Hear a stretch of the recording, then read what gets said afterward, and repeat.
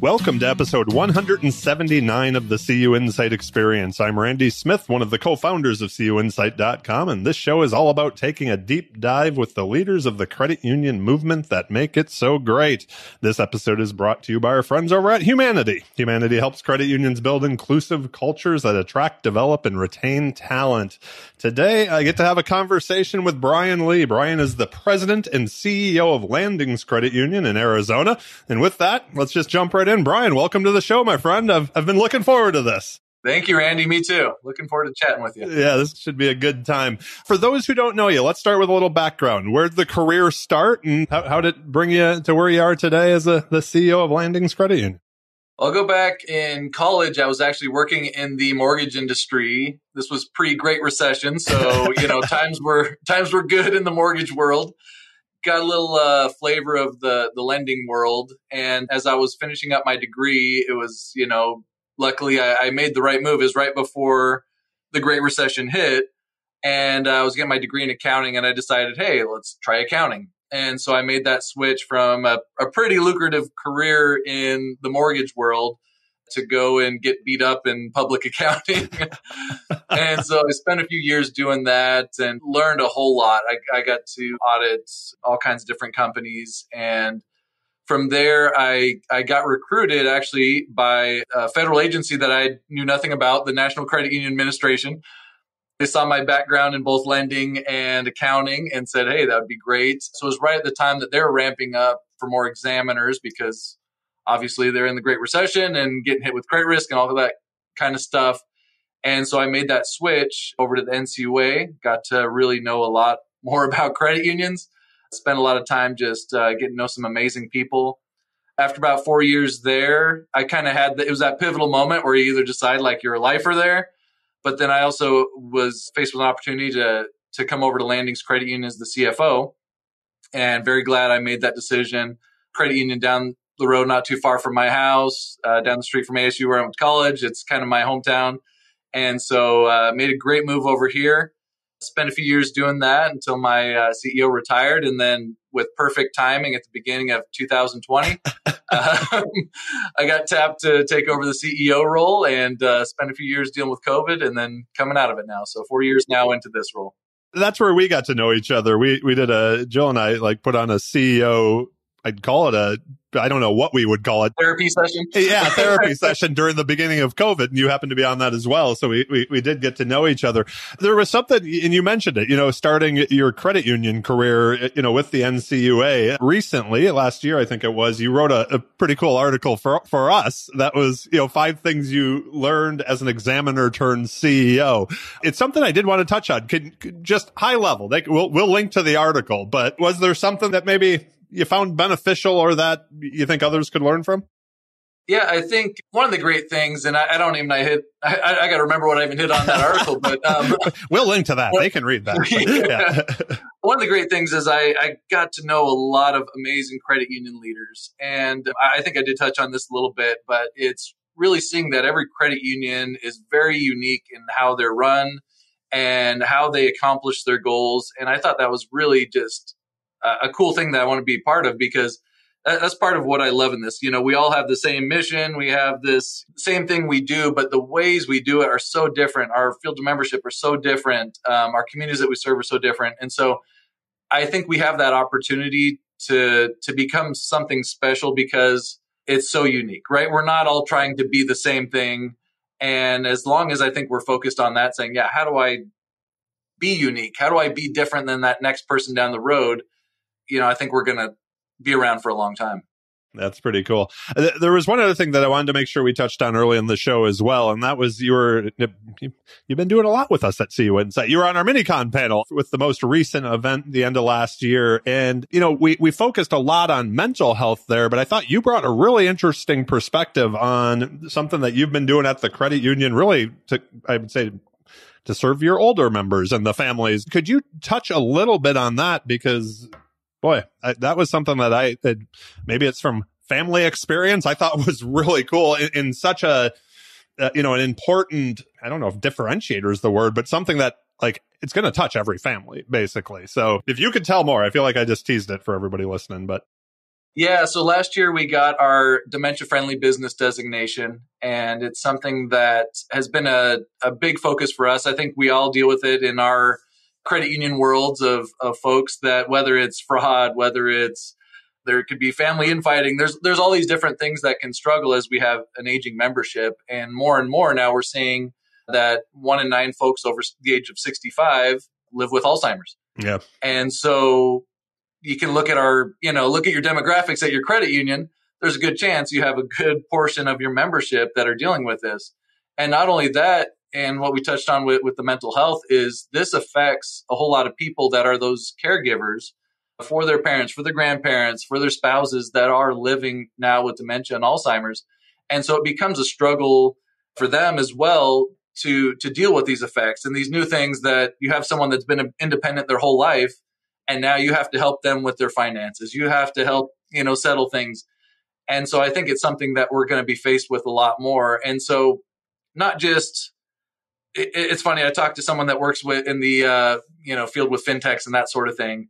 And she's heard from people that they just say, oh yeah, we don't do old people. She was actually told that before. Yeah, that's not their focus, right? Right. And I know we all want to get younger, but I think if we miss out on taking care of our aging members and their families and their caregivers, we're going to miss out on a lot of opportunities to be that trusted partner that we all say we are. Yeah, absolutely. The reality of the situation is there's a huge generational wealth transfer that's going to be happening here. And if you treat mom and dad well, right, grandma and grandpa, then those kids will probably form the relationship long term with the credit union. And by kids, I mean people my age and almost 50 right. now. So that's really cool. How did your team was that something they bought into? Did they see it, or are they like, what does this have to do with us at the credit union? Yeah, luckily my board chair, his daughter works for a nonprofit that works in this space. And so he's the one actually that kind of came through with the idea, but it was, I think, an easy idea and discussion for us because we had so many stories as we started talking to our staff and our management that they had so many experiences already taking care of these members. And so it was something I think we all were doing anyways, but it was nice to kind of put a name to it and get some resources and training behind it and get this kind of purpose of what we wanted to do. So it wasn't necessarily a hard transition to say, oh, here's something brand new we've never done. It was actually really cool to hear stories from working with our members, and then many of us that work here having personal stories of family members and even learning things from this process that helped us in those personal relationships on how to deal with these situations. Absolutely. Let's talk credit unions. And I'm going to take this from both sides. What do you see the biggest challenges that we face as a movement? And then after that, we'll flip to the fun side. So I think we're kind of faced with an identity crisis a little bit as credit unions. I think we're trying to figure out, are we technology companies? Are we a community, financial institution? Are we, I was meeting last week and people are still asking, so we even use the word credit union? Like, there's a lot of that I think we're trying to figure out. And it is whether it's an evolution or it's just try to get to that crossroads of, okay, where do we want to be in the future? And there's a lot of new leaders in this movement that are trying to figure that out. So yeah, I think some days we're a technology company that just happens to do banking and we're going to have to come to terms with that. And then other days we're looking at what we've established over decades and say, this is who we are and we need to keep doing that. So yeah, I think that's the challenge is going to be for that future. Are we making the right moves to stay relevant? But also, are we moving too far from what we're doing? And then are we just getting lost in the noise by trying to become like everyone else? Everybody that's out there, right? Yeah. So on the flip side, what has you excited that, you and your team at Landings are working on? And then when you look out at the industry as a whole, what has you excited for all of us? I think here is, we look big and then we've, as a lot of credit unions do, we've expanded our field membership over the years and we got bigger and then it's coming back down and say, okay, can we narrow that down now and focus on those groups that we want to take care of? And, we were a teachers credit union, so that's a big part of what we do. But there's so many other underserved groups in our community, even in the Phoenix area that we serve. It's a very large city, but there's still a lot of underbanked and unbanked people that we're trying to really reach out to them. So I think there's opportunity to be found if we're just willing to kind of step out and do something different, right? I think we're all all credit unions were happy to take, A plus auto loan paper all day long, but it's doing that extra work and kind of reaching out to some of those people that maybe aren't included or traditionally haven't been served. And so that's something that we're discussing. And I know a lot of credit unions out there are focused on that same thing. What about when you look out nationally at the industry? What has you excited? I think there's a lot of great leadership changes. And I think not that we necessarily needed, this shift, but I think we have a lot of great people coming out there, and whether it's in the CEO role and other positions, but they have this vision that's different, right? And, I'm in my early 40s. And so even my life experience is different than kind of some of the outgoing leadership, right? And then we have newer leaders that have they've grown up differently than I have. And so to be able to use those perspectives and say, yeah, let's start making this shift. I think you have a lot of people that are willing to go out on a limb and say, let's do this, because the change is hard. And sometimes when you're trying to sell that to a board or, the rest of your team, it can be difficult. But I know there's a lot of great leaders that are making those pushes and making those changes. So that makes me pretty excited that there are people that want to say, let's not just stick with how it's always done. Let's move it forward. Not too long ago, Monica Bells was on the podcast, and then we actually saw each other over New Year's as well. And just some of the conversations that we were having, and when we got home, Jill and I were talking about it, is, sometimes in a group, you hear a group of folks that's just like, they almost want to go backwards, right? And many times it's folks that are a little longer in their career. And this idea that there's so many, what I would say is young, hungry, but young's not the right, it's not, we're not talking 20 something young. We're talking 40 something young that are hungry with now almost decades of experience that want the opportunity. Like, they're not like, let's go backwards, right? And I mean, I'd put you in that category too, just like I would Monica, where it's like excited for how we can move things forward. So yeah, I'm with you on that. I think there's some turnover is good. There's a ton of people out here who are doing amazing things, but I like to see the excited people. I guess I would say that. How about that? So, yeah, definitely. Going off on a rant. But anyways, I'd like to talk to you a little bit about mentors as you've come up into this, and also like who you surround yourself with. It's kind of overused that the CEO chair can be a lonely chair, right? Like, you have your team and you have a whole bunch of bosses above you too, but who have you leaned on, I guess, or learned from over time? And like, who do you surround yourself with today when you need to, quite honestly, complain, ask a question, be frustrated, or, celebrate certain things as well that help you as the CEO of a credit union? Yeah, I've been fortunate to kind of build up a great network here in this industry. And whether it's through the DE program, I have some of my best friends / mentors through there. I've got, worked with young professionals, just so many places in this movement that I've met amazing people. And so that's what I love about this, that it's not necessarily you're stuck to your little credit union of who you can talk to, right? So I've got a lot of friends on text that, very often we're reaching out to each other. And then as I, stepped into this role, it was that same thing. It's like, who do I reach out to that can identify with things? I mean, your CEO over there, Lauren, we've been able to, we kind of came in the roles about the same time. So she complains about you. No, right.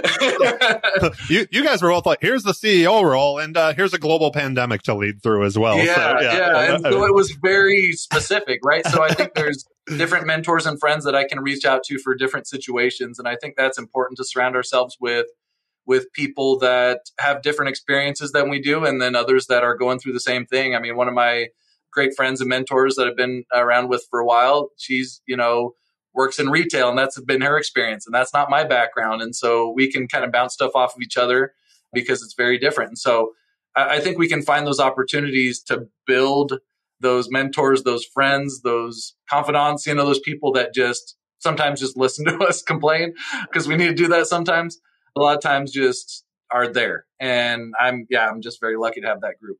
You've been in the role now for a while, right? How are you helping that next generation who's sitting out there like, well, I want that opportunity too. I want the CEO chair. So I've been involved with, even through our association, we've had some mentor, more kind of structured programs, which have been great. But it's also looking at, even if they're older than me or they're, there's a lot of people, even I've been in 4 years, but there's been a lot of turnover, even just within the last 4 years. So I try to be that resource for other people and reach out when I see that notification on LinkedIn. It's like, hey, let me know anytime you need anything. And it's such a different world. Like, I came from the CFO world, and I do well with that.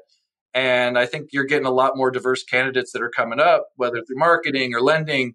And so I try to lend that expertise as well. Say, hey, you're going to be probably looking at things now that you haven't had to make decisions on. Let me know. Like, I'm happy to help. So I think the more that we can offer help as well, and that hand up, and then I usually benefit more too, because then they share more about what they're doing. So it's a great relationship to have. I think really mentor-mentee relationships are pretty flexible and kind of change over time. So absolutely. One of the things over the years that in conversations that I've had with, say, friends who were becoming CEOs for the first time, even if they'd been in the boardroom quite a bit, the board relationship, when you're the CEO and you have a board chair and the rest of the board, was there anything there that, like, when you think back, surprised you, or you wish you knew, or maybe, now when you look back and you're like, boy, 4 years ago when I first walked in that door as CEO for the first time, I wish I would have done. Any tips for that person out there who hopes to be there someday?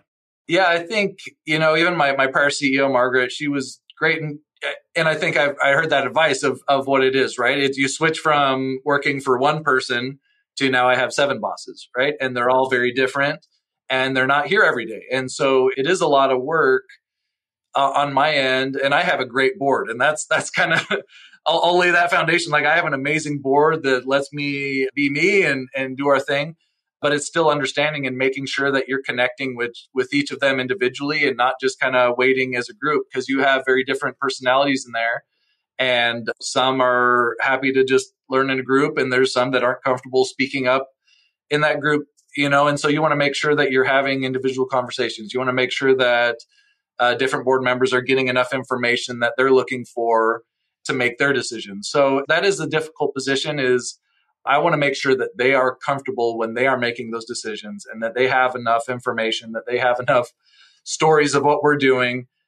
Sometimes it's uncomfortable for me, because I have to talk about what I'm doing personally, right? Because they're in charge of me, right? Like, I'm their employee that they have to review. And so I have to talk about, here's what I accomplished this year with my team, here's this.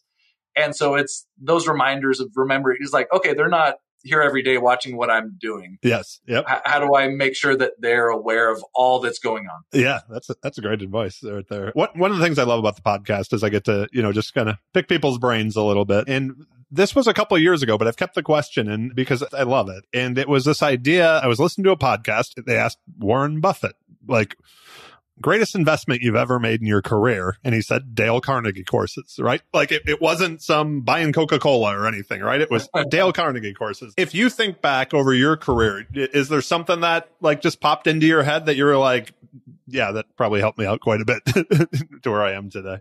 Yeah, I'd say, and this isn't necessarily even just one thing, but it's my first year that I started with the credit union. I crashed GAC when I was a younger professional. And I'm someone that is comfortable. I'm an accountant by background, so I am very comfortable staring at spreadsheets in my office and not having to talk to anyone. But when I went there, I kind of made that decision to say, I'm going to say yes to things. I'm going to go out and do things, and I want to meet people. And that was something that became more kind of addictive to me over time in this credit union world. And whether it's then going from there to DE, going to, back to GAC, being involved with all these different groups. And I think that greatest investment is building connections, and really meaningful connections, I'd say. I'm not someone that just kind of wants to be out in the middle of a ton of people. Like, I love getting to know people one-on-one. I love to create those lifelong connections, and nothing that's just like transactional, right? Like, I help you, you help me. But I love to get to know people. And that's been something that's kind of come easier in the credit union world, because there's a lot of friendly people willing to do it. But I would that's what I recommend to a lot of people. Like, take that time. And it's funny, a lot of people don't even notice about it. I actually don't drink, but there's a lot of those opportunities at the Marquee Bar or some of these other ones where you go, and I sip on a Diet Coke, and I get to know people really well. Yep. And those are those moments where you do it, right? It's not in the conference session. And so finding those opportunities where sometimes you're staying up late and you're hanging out with a small group of people that are trying to solve the world's problems. Yeah, absolutely. Those are moments I've found where it's the greatest investment. Like, use your time and just be where there's great people and get to know them. Yeah, and don't be afraid to connect with them, right? Like what you said, it's a friendly industry, right? If you just walk up to a group of credit union folks, they will ask you about your entire life in no time. So that's one that kind of pivot towards more the leadership side of things. And when you're like, if you're looking at your leadership team and you've got to add a piece to it, when you're, whether it's going through the interview process, looking to promote, is there something that you're looking for when you're trying to fill out that leadership team in people? And on the flip side of it, is there something somebody can say where you're like, yeah, never, that's a no-go? Yeah, definitely. I think something I look for is someone that's a lifelong learner, that they love learning and they are willing to change or admit sometimes that they're wrong and adapt. And those are difficult, right? Because I think over time in our careers, we build up our persona and who we are and how we do things. And I don't care what age you are, but I look for those people that are willing to continue to learn, that love learning, and that want to keep evolving. And so there's a lot of great people. I mean, obviously there's the technical parts of doing the job, but there's stuff you can train with that. But I think coming in with an open mind is a big thing to look for. On the flip side, I think it's people, right? And I think right or wrong, we all have to kind of talk about our performance, but those people that say, I've accomplished this, I've always done this, it was all my thing. And I think you find a lot of that. We see it on resumes. I mean, there's stuff that's just like, okay, you didn't get there without a team, right? Like, so, yeah. Yep. And that's when you're looking for leadership positions too. Like, okay, how did you encourage your team to accomplish these goals? Because you didn't do it all by yourself. And so I want to hear those stories, not just like, oh, I improved revenues by 20%. Like, you didn't. Like, you got a lot of people to do it somehow. So talk about that. Yeah, I love that. I think it's so funny. So often last year, it was having these conversations, but this word that kept popping into my head was curiosity. But that's like you saying, the lifelong learner. I find those are the people that I like to surround myself with, that just have a curiosity about the world, the industry. They're always, who knows what the conversation is, right? Like so many of them start with, I was reading this book, I listened to this podcast, whatever. And you're like, how did we get here? That's amazing. But so now that you have your team in place, how do you give feedback? We've all had, I hate to use the word disappointments, right? But like things didn't go as planned. How do you as a leader give feedback to, at times it almost sounds cliche, right? Like there's no mistakes. You just learning experiences. But yeah, at times things don't work out well, right? Like how have you created, I guess, an environment that mistakes can happen, we learn from it, we move on, we actually grow from it? What do you do there when you're giving feedback? Well, we like kind of along those lines, I like a saying that it's make mistakes matter. And so if you have that actually culture where you're willing to try new things, you have to know that things aren't going to work out all the time, right? So unless it's actually like someone's damaged the reputation of the credit union or did something, like most of the time people have good intentions with what they're trying to do.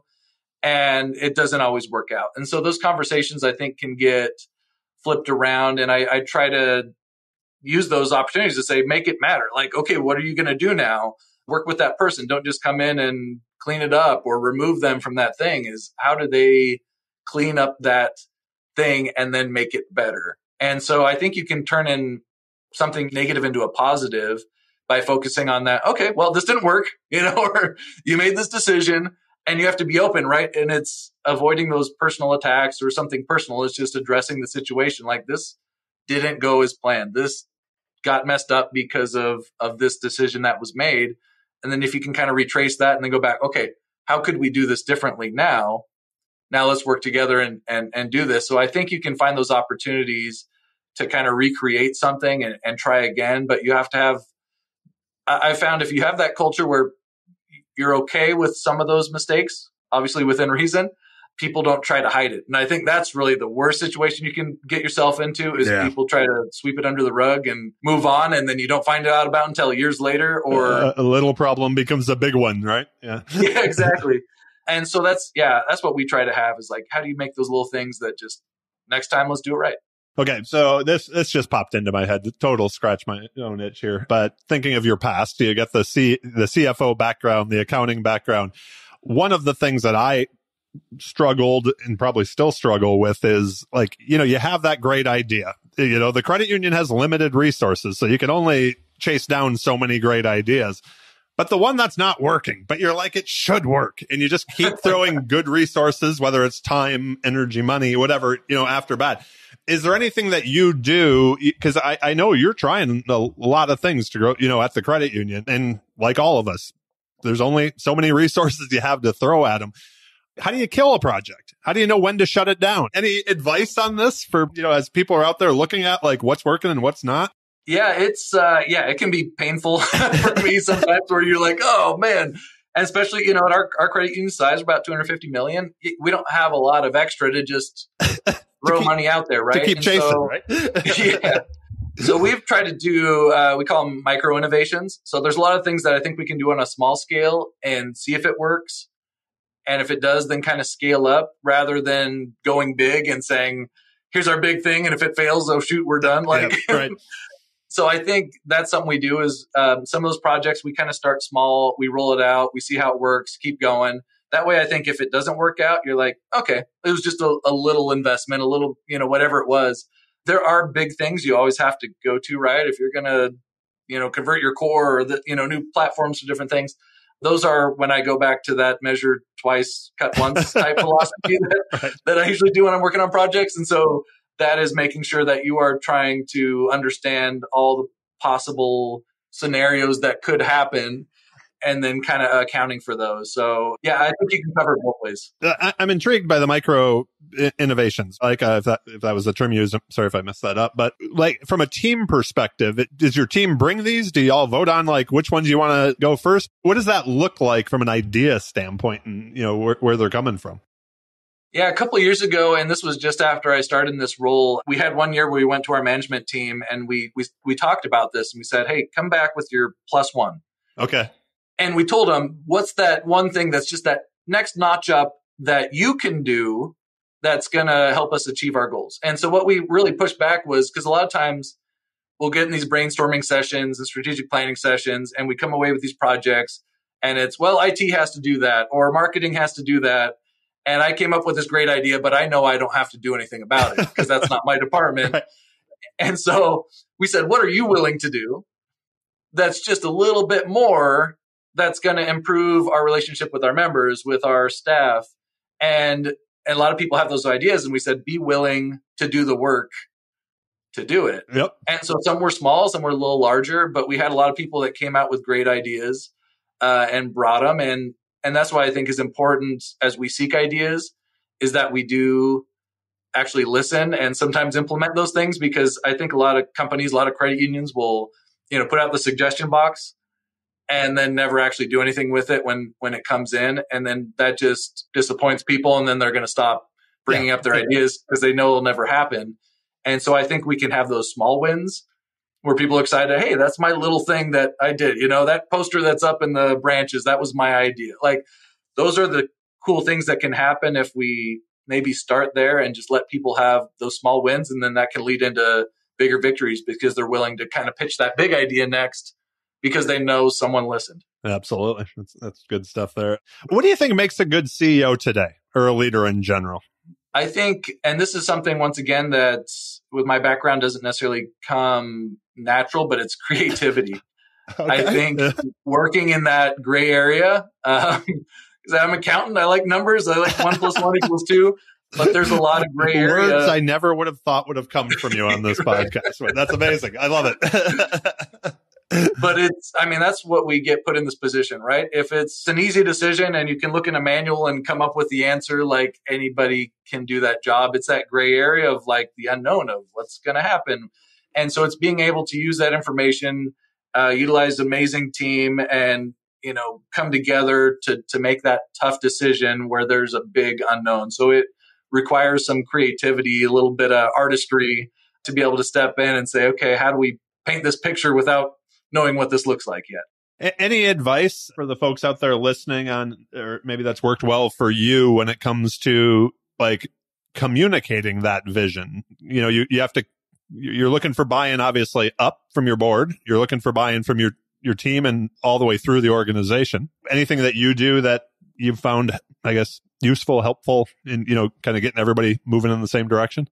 Yeah, I think overall is you have to understand what that vision is, right? Like I think coming in the room, you have to be very clear and you have to have people on board with what that vision looks like. And then the creativity and the flexibility is on how you're getting there. And then be willing to let people know, yeah, there may be mistakes, there may be different ways to do it. My way is not the best way, like speak up. But there has to be this, understanding, whether it's 5, 10, whatever years down the road, that this is where we want to be.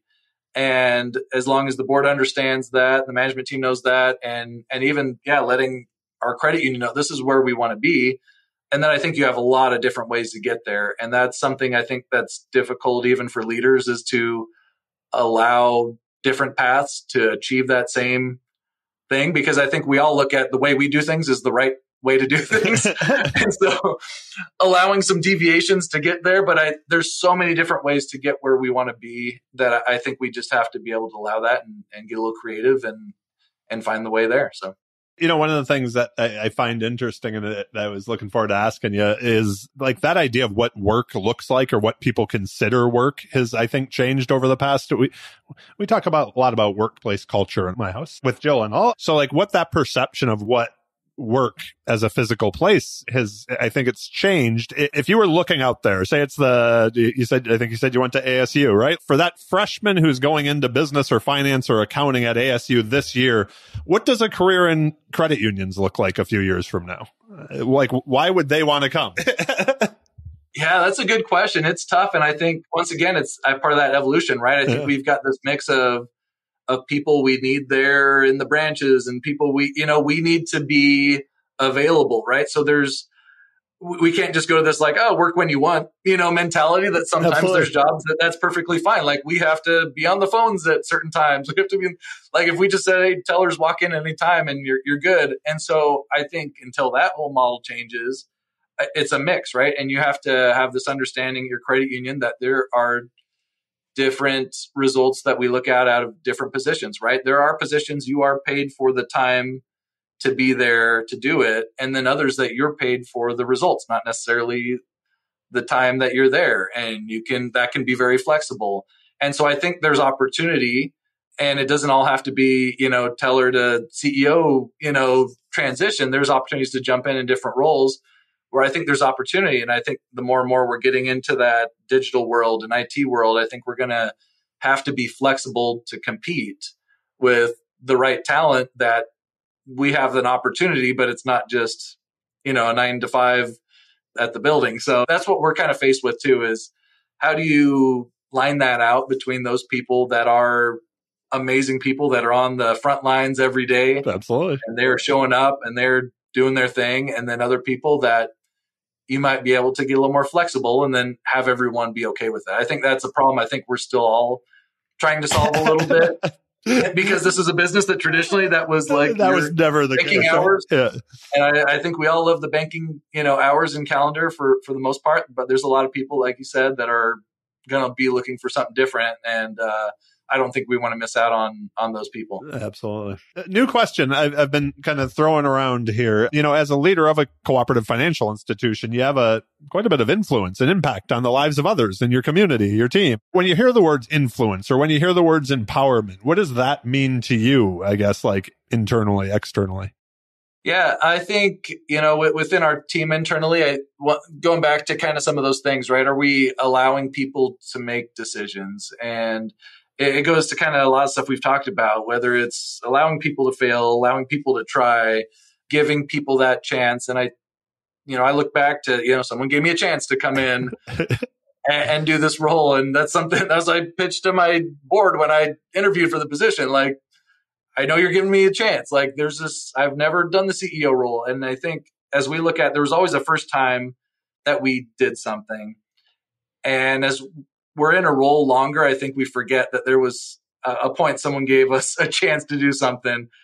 And so we have to look at that and giving those people a chance and then being that good influence and then giving opportunities to succeed or fail, but letting them know that's part of growth and getting to where you want to be. So I think there's a lot of opportunities as leaders and then even in the community is showing that piece where we want to be that influence for good and putting our people out there.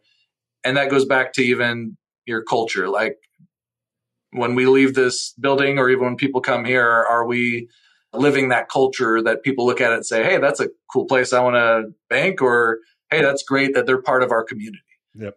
Absolutely. And so I think there's a lot of opportunity, but I don't know if I completely answered your question there. But yeah, you did well, my friend. You did well. Before we move on to the rapid fire questions and start wrapping this whole thing up, was there anything that you were hoping I was going to ask you that I just didn't?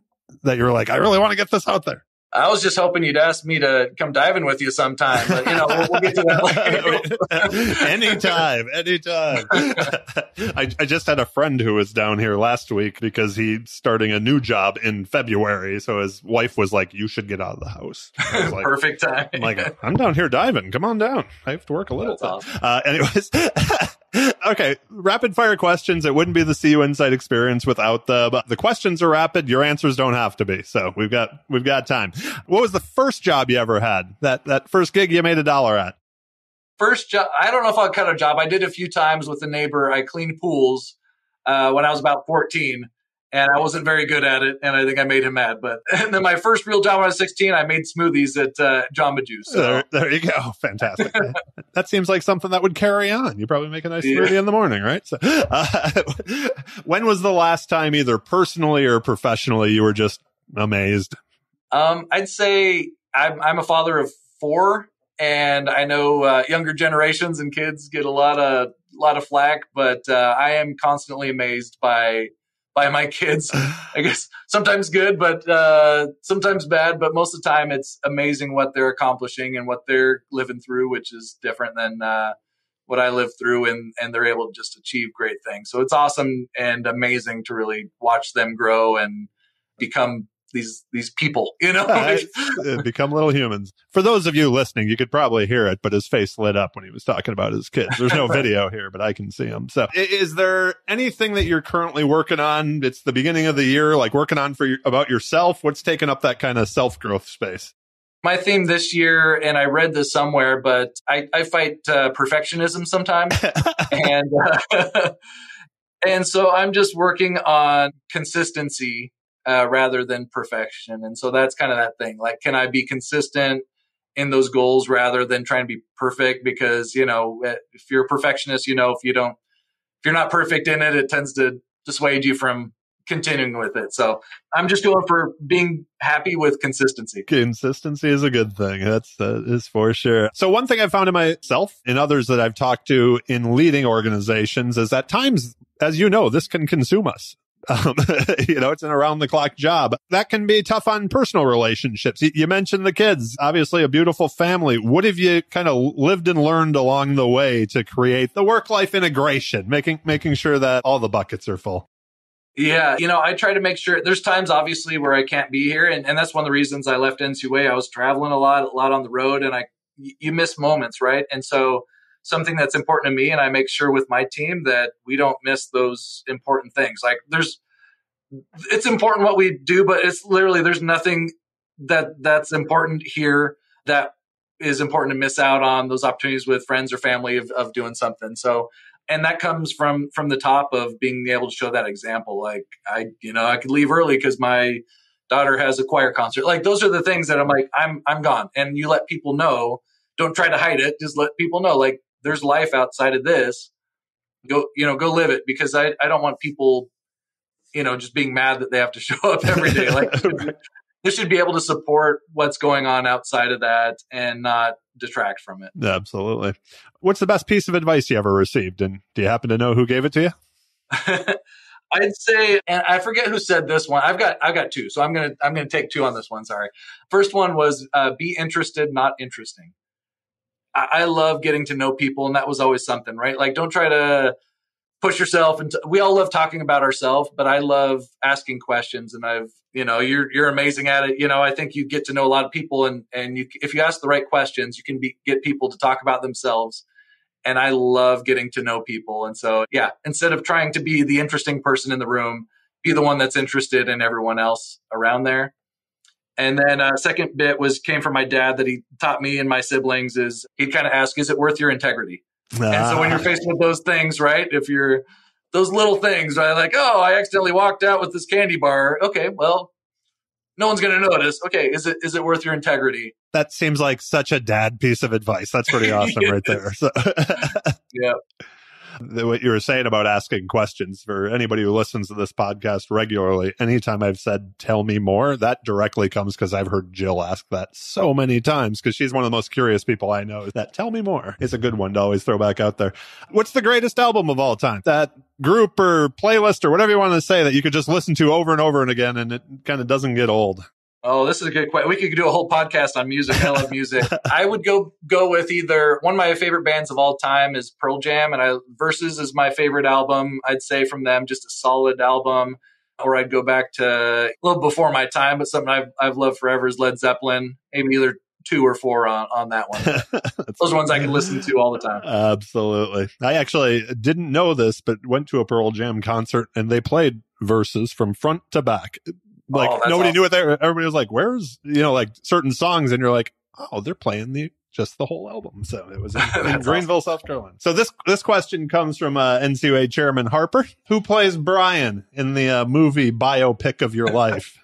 Well, I've been told I look like Noah Wiley from the old ER days, and so that's the one I've gotten before. Awesome. I'm much better looking, but obviously, come on. I'd tap him for that one. I'd let him have that role. Anything you're currently reading, or is there like one of those books out there that you think everybody should read? Yeah, I've got a couple. I kind of come back to books. I'll kind of start them, and I'm not very good at just linearly just kind of getting through them. But a couple I'm revisiting one is called Kill the Company. It's a great book. It's kind of being able to look at it from the outside of your company and as a competitor, like what would you do to take out your business? Yeah. It gives you a lot of opportunity to be creative and look at that. Then the other one is called The Power of Habit. So those are my 2. And then one of my favorite books I come back to a lot is Give and Take by Adam Grant. That's one of my favorites. Yeah, he has a new one out right now. So I just downloaded it on Audible and started listening to it. So when you hear the word success, who is the first person that comes to mind and why? I think those people that are just comfortable with enough. Like, I think we all chase that next level, right? And we all assume, hey, at that next level, I'll be happy. And I think we're all, chasing what that is. But those people that I look at that can just get to a certain place in their life that they're just happy with what they have and are content doing their thing. I mean, that's kind of what I strive to be. I hope I get to that place. That's what I look forward to. That's success to me, is that you can just, no matter how much you make or your title or whatever, that you can just be content and do your thing. I've mentioned the guy on the podcast before, but it falls into that. There was this dive master in Roatan, Honduras named Ted, and he categorized all the turtles that he would see just for himself. It wasn't part of an organization. He just had a notepad, but it was like he was probably in his 50s, and it was just enough for him. I've never seen a more joyous person just doing what they loved, right? So awesome. The last question, any final thoughts or, you'd like to share with our listeners or asks of our listeners? No, I'd just say I love being part of this movement. I think there's so many great leaders out there. I'm, very honored that you asked me to be on here. I think there's so many people that can share some amazing things, and I love learning from people. So no, keep doing your thing. I love listening to your podcast, and you get some amazing people on there, and it teaches me a lot or opens my eyes. So. Oh, I appreciate you taking the time and being on here, and I'm sure you'll be doing that for others. I can't wait for our paths to cross again soon. JC's coming up. I'm sure I'll see you. If people have more questions of you, what's the poison? LinkedIn, email? How can they get a hold of you? I'm pretty active on LinkedIn, so look for me there, or blee@landingcu.org. You can send me an email. I'll chat with you. Well, we will link to everything we talked about today in the show notes. Thank you again for being here, my friend. Thank you, Randy. Appreciate it. A few things before we go. Make sure to check out our sponsor, Humanidei, in the show notes. They can help you and your credit union build that inclusive culture that attracts, develops, and retains talent. Please also subscribe to the CUInsight Experience on your favorite podcast player. We're on them all. And if you're looking for a book mentioned or the link to an Audible, any of the books that have been mentioned on the show, a quick Google of the CUInsight Experience podcast book list, and that next read can be on its way from Amazon. Last, but certainly not least, I want to thank all of you for listening. Y'all rock. I appreciate each and every one of you. I hope you are well and look forward to our paths crossing soon. Be well, friends.